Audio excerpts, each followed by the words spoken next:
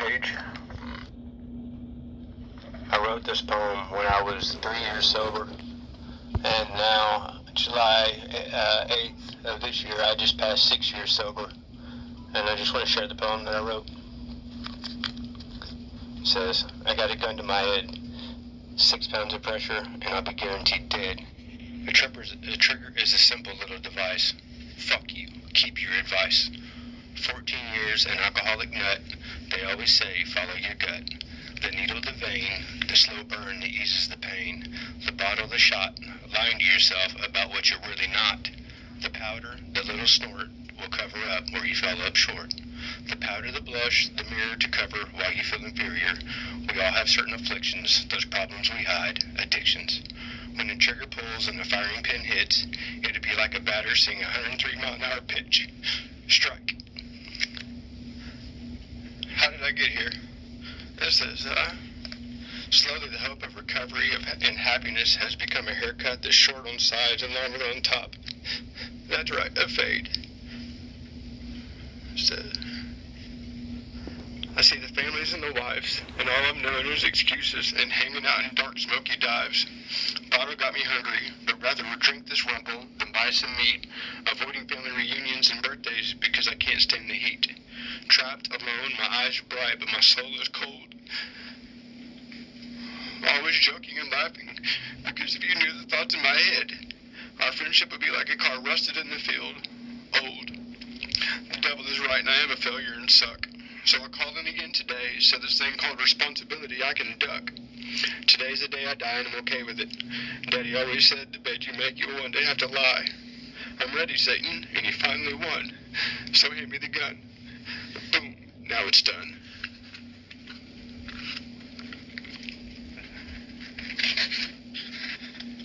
Oh, come on, Paige. Me. Hello, Satan. Satan, good job. You finally didn't fail at something. You were such a fuck up. Satan laughs as I go limp and my spirit catches fire. Me looking at my hands on fire and in disbelief. But as my parents raised me with so much love.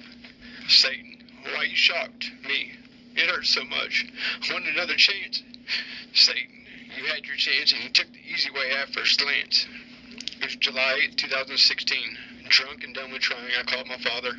I told him I loved him and apologized for what I was about to do. See, the gun to my head was something my dad used as a way to spend time with me. Shooting cans and getting me my first gun at age 6. Loved by family and friends, I was lost in addiction. 14 years as a devout alcoholic. Growing up, I thought different than other kids. Always had a killer mindset. Kill or be killed. Kill first. Parents always said I could tell them anything, but as a foe, parents are listening, but they don't hear. I always got the famous, it's just a phase, or you'll grow out of it, instead of the treatment I dearly needed. Learned how to treat it myself through self-medication. Cars, drugs, women, but alcohol had me the most. Been to psych ward 5 times because when I was drunk I wanted to kill myself or somebody else. But I had a moral compass and great example from my parents, so when I saw a dude in the bar and I wanted to break a bottle on the edge and visualize cutting his jugular and just seeing the blood shoot everywhere, I'd call the cops on myself. And trust me, when you call the cops and say, come get me, or I'm about to kill somebody, they show up fast and deep. In the middle of my addiction, I met my beautiful future wife, and life changed drastically.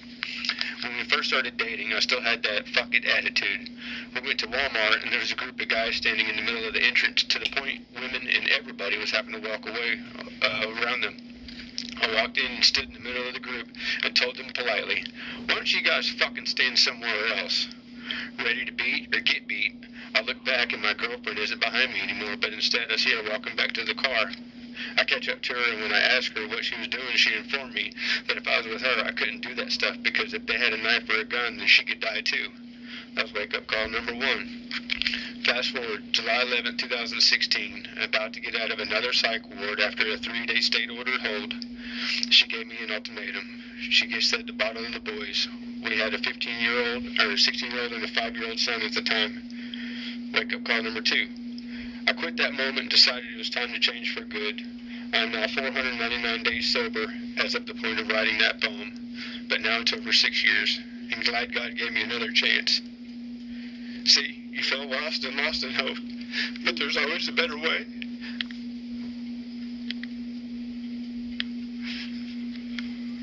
and not proof, because I'm still here today.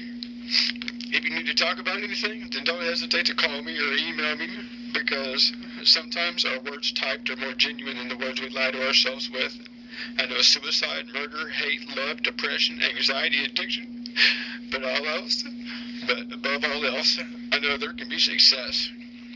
Don't make excuses to your parents, and parents don't make excuses for your children.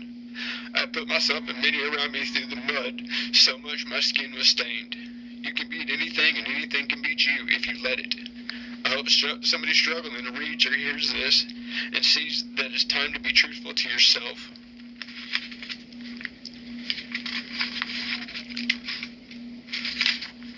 And now, the conversation I had above with the devil will be a lot different, because my heart beats sober and for God. I love you, Mom. I love you, Dad.